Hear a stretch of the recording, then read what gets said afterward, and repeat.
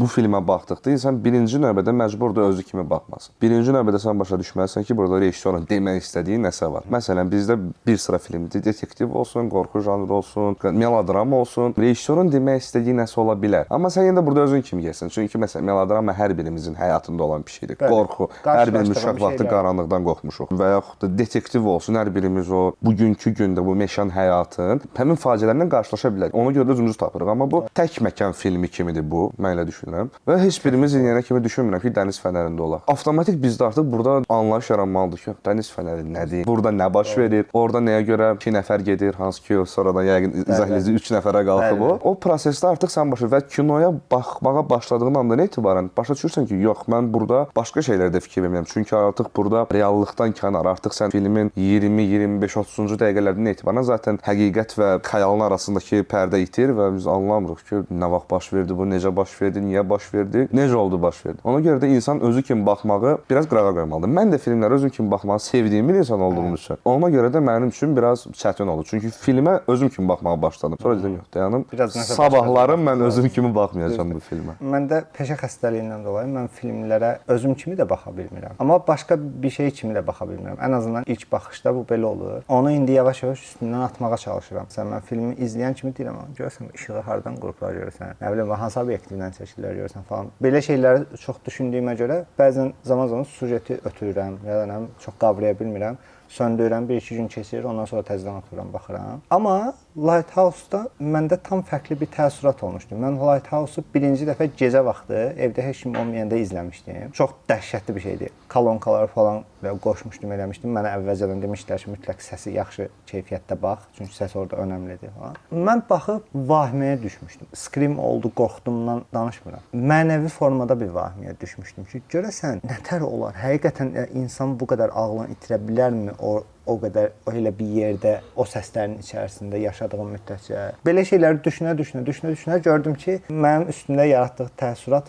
başqa bir şey oldu. Hətta oradan sonra bu ağ-qara rəngli filmlərə də biraz sempatiyam artdı. Fərqli formatın əslində izləyicidə yaratdığı təəssüratın önəmini anladım və sonra özümdə tətbiq elədim, birazdan danışacağım o barədə. Məndə çox dəyişik, çox qəşəng, bir o qədər də tədricim, bir o qədər də belə vahiməli təəssürat qalmışdı məndə. Daha sonra düz ayıq başdan bir də oturdum, baxdım, gündüz vaxtı üstündən biraz keçəndən sonra ki, biraz nə baş verdiyini başa düşə bildim, heç nə də başa düşmədim. Sonra biraz da araşdıra bir şeyləri anlamağa çalışdım. Amma çətin film olduğunu ilk izləyəndə məndə yaratdığı təəssürata görə başa düşüb, anlamışdım. Hətta deyərdim, çox çətin. Çox çətindir hətta, həqiqətən. Yəni, bax, film var ki, bir neçə dənə element olur içərisində, söhbəti tutmursan, sonra gəlirsən, ya o barədə bir şey oxuyursan, ya videoya baxırsan, təhlilə baxırsan falan, tutursan. Uzaq başı 4-5 izləyəndən sonra özünü də başa düşürsən. Bunda mı elə olmuyor? Bunda etiraf edirəm ki, bu film məni vadar edib ki, sonradan gəlin bəzi araşdırmalar eləyim, bəzi mifoloji şeylər araşdırım, bəzi ədəbiyyata dair şeylər araşdırım, bəzi rəsm əsərlərini araşdırım ki, orada bir neçə dənə rəsm əsərindən referanslar falan feşməkan var. Bunu eləyə-eləyə də şey başa düşdüm. Bəlkə də film əslində belə olmalıdır. Film sadəcə izlədim, bağladım yox da, izləyib bağlayandan sonra da üstündə işləyə biləcəyin, vaxt keçirə biləcəyin bir şey olmalıdır deyə bir şeylər artıq beynimə yeriməyə başladı. Bir tərəfdən də elə və ya belə film yazma və çəkmə prosesinin içərisində olduğuma görə bu şey məndə ekstra bir yaxşı təəssürat buraxdı. Nə baxımdan? Mən ona baxdım.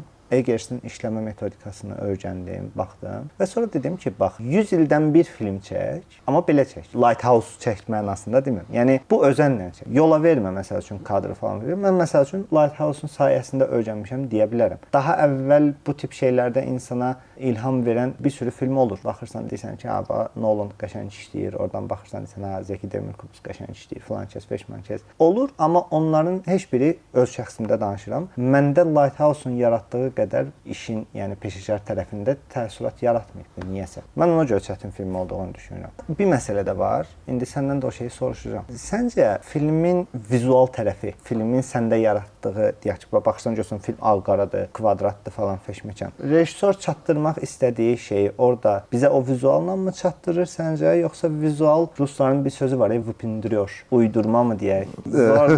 İtələmək mi deyək? Çünki onu da deyənlər var. Tam elə anlaya bilmirəm. görməmişəm o tərəfini. Məncə yox, rejissor çatdırmaq istəyirdi nəyə görə? Çünki bu bizim üçün rəyli bir film olsa, biz burada rəyli bir film olsa çox maraqlı bir orada rejissor işi ortalığa çıxartmaq olardı. Orada o mifoloji səhnələr falan, orada son səhnələrdə hətta belə deyək, o ciyəri yemək səhnəsi, məsələn, orada qan, effektlər çox qəşəng verilə bilərdi. Rejissor onu daha çox bizə itələyə bilərdi belə deyək. Amma çox şey ola bilərdi. Bəli, 1.9-da çəkilmiş belə deyək görüntü, Aqara çəkilmək zaten rejissor bizi nəyəsə sövq eləyir, təhrik eləyir ki, burada başqa bir şey var. Bəlkə köhnədə bir şey var. Kinematografiya tarixinin 100-150 ildən artıq tarixi yoxdur belə deyək. Amma insanlıq tarixi ilə biz bunu belə deyək bölsək, dünyanın yaranmasından bu yana biz orada bizə işarə verir ki, bu 30-cu illərin çəkilməkçisi biz hardasa mifologiya gedib çıxırıq. Eradan əvvələ. Özü bizi ona gətirir çıxarır. Zaten bir növ detalı da izlədikdə, məsələn, digər mən detalların hamısını sonradan özüm araşdırıb tapmışdım. Lakin o kamera, orada rəssam işi o cür qurulub ki, səni ən azından bir nüansı özünün tutmağına imkan verir. Məsələn, mən ilk baxdığımda o mayaka qalxdığı səhnədə və onun araba ilə daş daşıdığı səhnədə mənim ilk ağlıma gələn bir dənə şey oldu. Sizif. Mən ona baxan kimi dedim ki, bu Sizifdir. Bundan Sizif məsələsi mənə də biraz beynimə batmışdı o tərəflərdə. Hətta mən deyərdim ki, dəfələrlə eyni şey eləyə. Bəli, dəfələrlə eyni şey və bu onun rutinidir və bu maraqlıdır ki,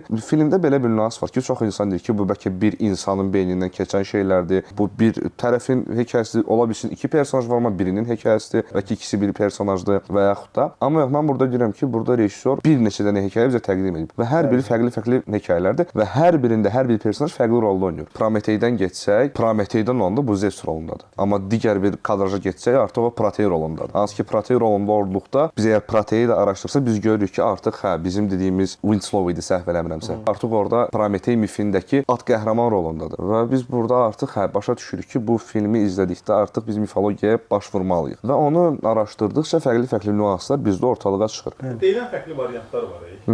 Hamısının olmaq ehtimalı var, yoxsa var. Əlbəttə. Bağlayır ki, konkret bu. Yox. Bağlamır. Orada rejissorun bağladığı 5 dənə fərqli ssenari, hamısı başlayır, gedir, hamısı açıqdır, eləmi? biri çox güclüdür, biri çox güclüdür. Oz yerində. Prometey olmağı. Prometey, bəli.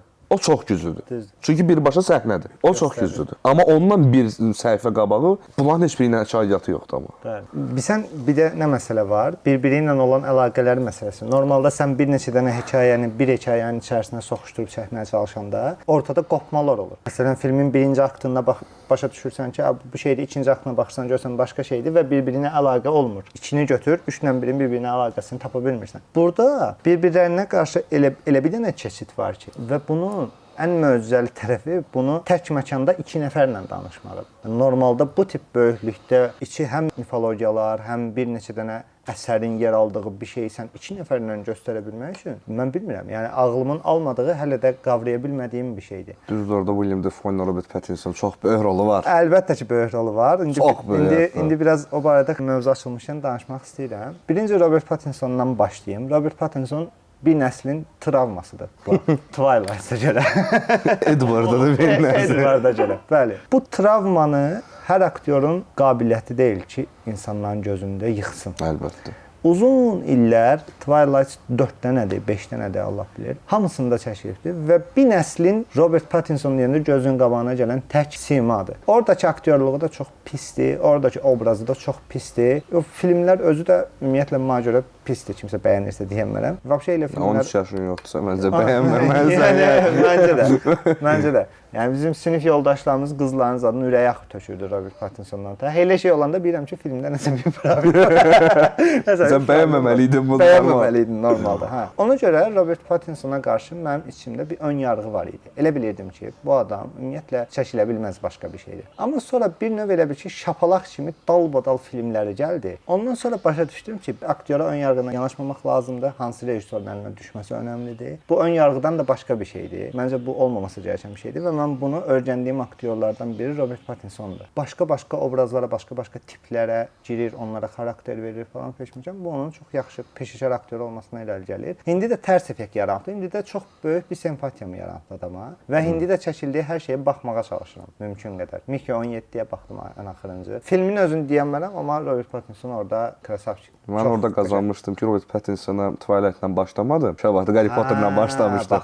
Ondan sonra Sweet November zaten bu. Ondan sonra biraz getdi. İndi Robert Pattinson metodika olaraq bu dediyim şeyləri eləyə bilməsi üçün Stanislavski metodundan çox istifadə eləyəndir. Həmçinin bu filmdə də istifadə eləyibdir. Həqiqətən içki içdiyi yerlər var, həqiqətən qusduğu yerlər var falan feşməkan. Çəkiliş prosesində böyük çətinliklər yaradıbdı bildiyim qədərilə. Hətta Eggers orada stop verməyə istəyibdi, amma verməyib ki, qoy yaxşıdır, davam eləsin, axır kimi getsin. Amma bunun filmə çox böyük qatqısı olduğunu düşünürəm. Çünki sən obrazın içərisindəsən və nə qarsan o eləmiş olur deyə bu qəşəng metod. Tam əksinə William Dafoe nə biraz ənənəvi insandır və o da vampir kimi bir adamdır da. Məsəl üçün baxırsan 70-lərdə də filmi var, 80-lərdə də. Hamısında da eyni. Hamısında da eyni adamdır. Ona görə yəni bir çox rejissorun filtrindən keçdiyinə görə işi nətəri görmək lazımdının kitabını bilir və konkret kitabla hərəkət edir adam. Zaman-zaman teksti müzakirə eləyir, zaman-zaman onlardan bir fikir alır, o fikrin üstünə işləyir, uzun-uzun çalışır ssenariyə və özündən də bir şeylər qatmağı sevən və bacaran bir adam olduğuna görə bu filmə də özündən bir çox şey qat. Ən qəşəngi də onun bir tirad səhnəsi var, neçə dəqiqə uzunluğunda. O tirad səhnəsi müddətində gözünü qırpmadan oynayır orada. Məsələn, Eggersin ondan sonraki mən müsahibələrinə baxmışam. Adam deyir ki, biz deyir o səhnədə ağzımızı açıq izlədik deyə adam. Çünki nağarır. Birinci mən istəyərdim etap-etap gedək bura. Birinci ən başdan demək istədiyim Sizif məsələsidir. Mən əvvəl insanlara məlumat verək, Sizif kimdir? Sizif Kaliv şəhərinin hökmdarıdır, hansı ki çox hiyləgər insandır. Hansı ki ölümü belə aldada bilir. Kinodakı Efraim, hətta Thoması belə aldatmağa başlayır. Kəsində mənim adım da Tom idi, hiyləgərdir, ölümü belə aldatmağa çalışır. Və bu Thanatos var, hansı ki o Hadesin elçisidir. Hansı ki bunlar Thanatos birbaşa ölümü təmsil eləyir. O Thanatosu aldatdıqca tanrılar buna əsəbləşir və sonda ona belə bir vəzifə verirlər ki, sən ağır bir daşı bir dağın başına axıra kimi qaldıracaqsan və o səninlə birlikdə o hər dəfə daş aşağı yuvarlanacaq. Məsələn, ömrünün axırına kimi buna davam eləyəsən. Kinoda da biz ilkin növbədə ona fikir verirdik ki, gündəlik rutin olaraq bunun bəzabları daimi təkrarlanır. Düzdür, bundan sonraki populyar ədəbiyyatda falan ona Camus falan başqa bir obraz verirlər. Onlar dedilər ki, əslində Sizif xoşbəxtdir çünki o mənasız həyatın içində belə o mübarizəni dərk eləyir, sevir. Albert Camus'un absurdizm, bəli. Sizif əfsanəsi gedir, səhv eləmirəmsə əsərin adı, bəli. Orada deyir ki, yox, əslində Sizif xoşbəxtdir çünki o hər şeyin absurd olduğunu dərk eləyir, həyat uğrunda mübarizə aparmağı şey eləyir. Amma bu başqa Sizifin hekayəsidir. Hansı ki o həmin xoşbəxtliyə yox, satılmamalı olan xoşbəxtliyə gedir. Bu artıq onu Sizifi prometeyləşdirən cəhətdir. Bəlkə də Sizifi adəmləşdirən cəhətdir onu burada və yaxud da burada digər başqa sufistik, hətta mən deyərdim skolastik burada nüanslar var. Hamısını bir-bir vurğulayacağam. İkincisi, burada bildiyimiz kimi mənə çox maraqlı oldu. Bu iki qardaş olar, biri ssenari üzərində işləyiblər də, Robert Eggersi səhv eləmirəmsə. Hansı dini motivlərdən istifadə edib? Çünki burada həm şərq dini motivləri var, həm qərb dini motivləri var. Məsələn, orada bizdə o homoerotik gərginliyi deyirik. Orada iki dənə kişi cinsinə aid fərdin yaxınlaşmağını görürük. Hətta orada dəniz qızı. O səhnədə var hətta.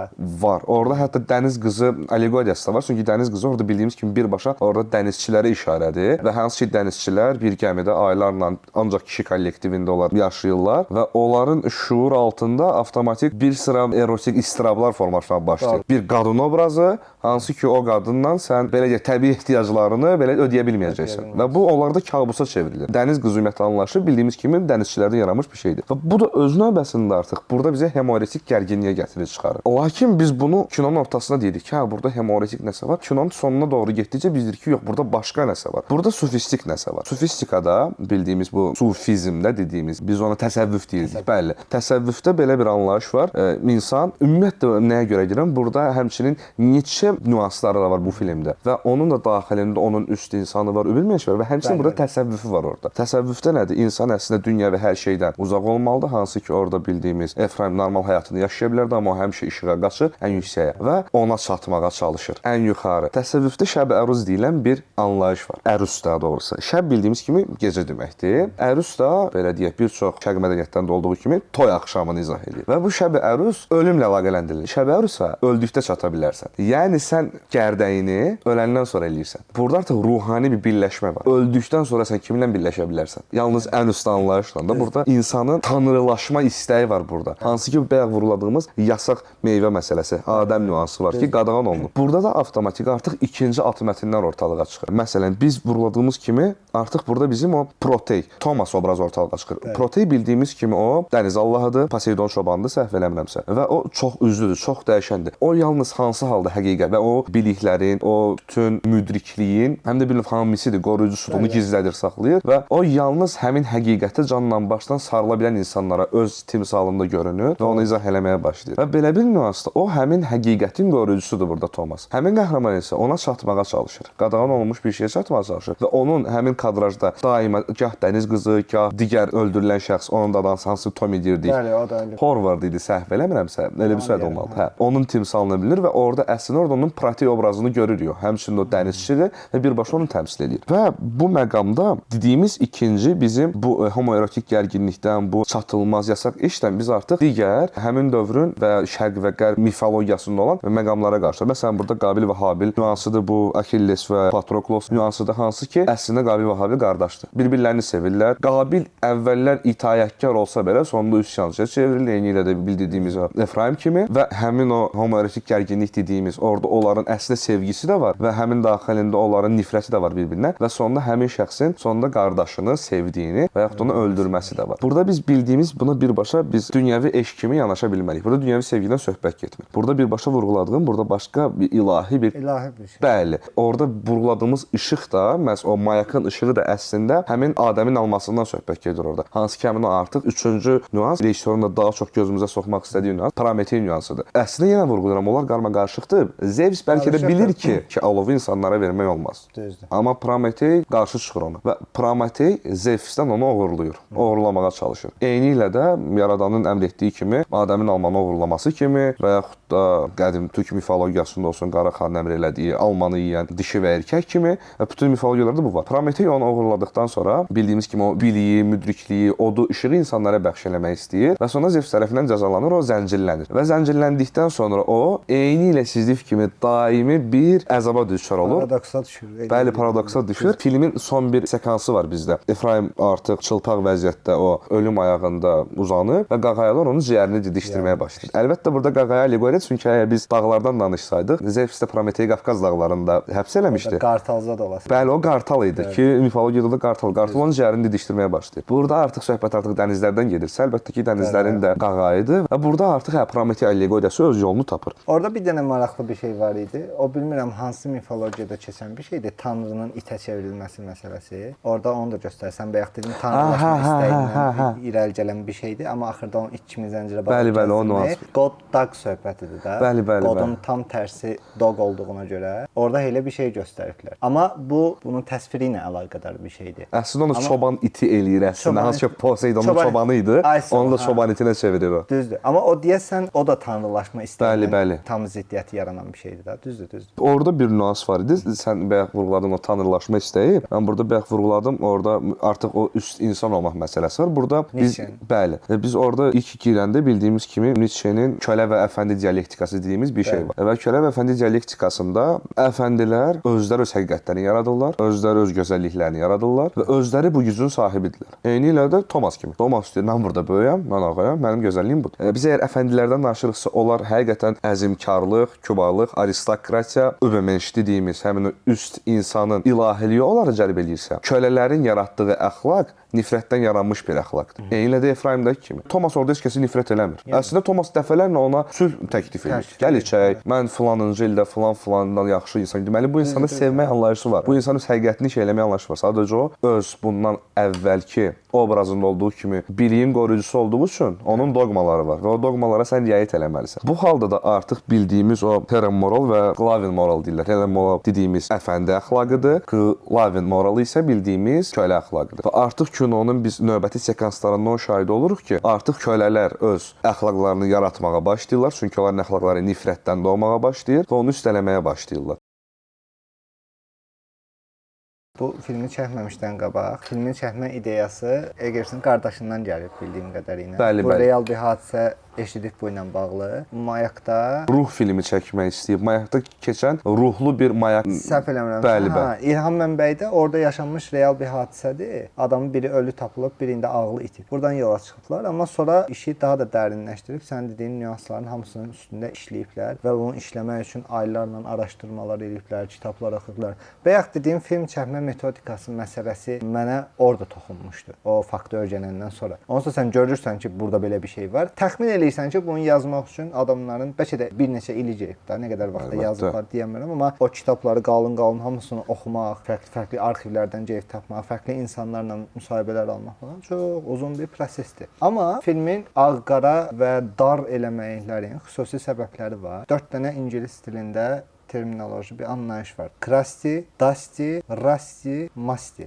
Bu 4 dənə şey həmişə xalq dilində zarafata istifadə olunan bir şeydir, amma bunların təmsil elədiyi anlayışlar var. Krusty sərt, qabıqlı deməkdir. Dusty tozlu deməkdir. Rusty paslı deməkdir. Musty də nəmiyi, kif iyi verən bir şey Rütubətli. demək, rütubətli deməkdir. Bunların hamısını bir araya toplayanda gözü qabağında Lighthouse canlanır. Həqiqətən möhtəşəm detal. Belə bir şeydir. Adamlar bu anlayışı götürüb qabaqlarına qoyublar. "A, bax bizim hadisədə bunların hamısı var. Onda filmi də o formada eləmək lazımdır." İndi filmə baxırsan görürsən ki, bəli, film həm tozludur, həm kirlidir, həm filmdən iyi gəlir. Nə Filmi gözəl. izləyəndə filmdən iyi alırsan, o yoxsunluğunu alırsan, o nəmişliyini alırsan, o səpkisi falan feşməkan, amma sən bunu sadəcə bu ilə vizual göstərə bilməzsən də. Bunun üçün xüsusi bir variantda işlətməlisən. Bu variantda nədir? Mənim ən çox belə xoşum gələn yanaşma və mənə də ilham olan məsələ budur. Adam bu filmi çəkmək üçün xüsusi bir dənə mayak tikdirir və bu filmdə insanların həyatı dar bir yerdə keçdiyinə görə, insanlar özü də baxış bucağı olaraq dar insanlar olduğuna görə istəyir ki, bunu izləyiciyə ötürə Pəncərənin bilsinlər. üstünü özü müəyyən eləyir. Bəli. Ona görə də sıxır ekranı. Ekranı 1.19-un 1-ə çəkməsinin səbəbi odur ki, o dünyanın dar olduğunu onlara göstərəsən. Bir də ağ-qaranın da işlənməsinin fərqli üslubları var. Məsəl üçün, sinematografiyada var belə bir şey. Sən ağ-qaranı bir neçə dənə yolla əldə edə bilərsən. Ya rəngli çəkib, sonra ağ-qara eləmək var. Ya yerində ağ-qara nəzərdə tutub rəngli çəkirsən, sonra başlayırsan on color correction-dan işıqlar zəddə ona görə qurmağa. Bir neçə dənə örnək var. Ya da onsuz da ağ-qara çəkirsən. Hansı ki, onlar sonra rəngləndirə bilmirlər. Bilmirlər, bəli. Sənin elə bir şansın da yoxdur. Yəni başdan deyirsən ki, bu film ağ-qara çəkiləsidir və elə eləyirsən. İndi buradakı yanaşma məsələsi nədir? Burada da sadəcə ağ-qara çəkməklə əl çəkmirlər. Bugünkü müasir kameraların ARRI olsun, LED olsun, hamısını istəsən ağ-qara linza ilə, ağ-qara bir şeylə ağ-qara eləyə bilərsən. Amma bunda da bu səfər Dusty, Rusty, Musty söhbətini ekranlaşdıra bilmirsən. Ona görə bunun üçün nə etmək lazımdır? Lentə çəkmək lazımdır. Adamlar Lentdə ancaq boz və mavi tonları götürə bilir səhv eləmirəmsə. götürür, amma xüsusi linzası var. O linzanı taxandan sonra və lentin özü də ağ-qara götürə bilən lent taxandan sonra film ancaq ağ-qara çəkməyə başlayır kamera özü. Bunlar Panavision-dan danışıblar. Müasir kameranı mühəndislik texnikası ilə köhnə bir kameraya çeviriblər. Yəni kamera özü köhnə kamera deyil, müasir kameradır. Lentə yazan müasir kameradır. Amma içindəki bəzi texniki avadanlıqlar filmi tam mənasında ağ-qara və kvadrat çəkməyə icazə vermir deyə. Çəkiliş də bu arada kvadrat ediblər, sonradan sıxmayıblar. Ona görə onun içərisindəki o şeylərin bəzilərini dəyişdirib 35 mm sığışası formada eləyiblər ki, filmi kvadrat və ağ-qara çəksinlər. Və filmin 95%-i real işıq mənbələri ilə çəkilib. Günəşdən gələn işıq, çöldən gələn işıq, ləmpə işığı. Yəni bu işıqların heç birindən qurulmayıbdı orada. Bu arada həmin o kvadrata sığmaq üçün bayaq dedim, xüsusi o ölçülərdə bir mayak tikiblər və mayakın işığı, işığın özü xüsusi hazırlanmış işıqdır, amma linzası Fresnel linzasıdır. 2-3 ton ağırlığında olan linzadır və dünyada 2 dənə, 3 dənə var o linzadan. Əsl mayak linzasıdır, amma bu gün istifadə olunmur. Köhnələrdə istifadə olunmuş bir şeyi götürüb gətirib təzədən ora qoyublar həmin o şeyin başına. Yağış səhnələri, bunların çöldə o dəniz dalğaları ilə falan üzləşdikləri səhnələr hamısı realdır.